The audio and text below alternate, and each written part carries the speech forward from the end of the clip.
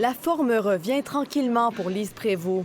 En rémission d'un cancer des poumons depuis 2 ans, elle réapprend à s'entraîner.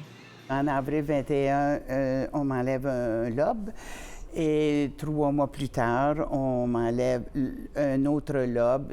Comme Lise, 15 000 hommes et 15 000 femmes ont reçu un diagnostic de cancer du poumon l'an dernier au Canada et plus de 20 000 en sont morts. Les chances de survie sont entre 19 et 26 % après 5 ans.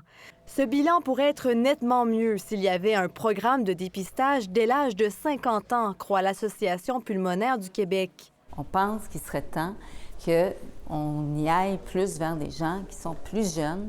On pense aux feux de forêt, là. Alors, il faut de plus en plus penser à tout ce qui s'en vient au niveau environnemental. Au Québec, le dépistage est seulement offert aux personnes âgées entre 55 et 74 ans qui ont fumé pendant au moins 20 ans. Mais ailleurs dans le monde, des pays commencent déjà à changer ces critères. En Asie, où le cancer du poumon est fréquent chez les non-fumeurs, parce qu'il y a plus de pollution, il y a plus d'antécédents de ce côté-là, on commence aussi à vouloir dépister les non-fumeurs. Les experts ne sont pas convaincus pour l'instant des bienfaits d'un programme de dépistage pour les moins de 55 ans au Québec. Il faut quand même considérer les risques des procédures qu'on fait. Le cancer du poumon, c'est à l'intérieur du thorax. Ça peut saigner, ça peut être plus complexe, ça peut mener à des opérations.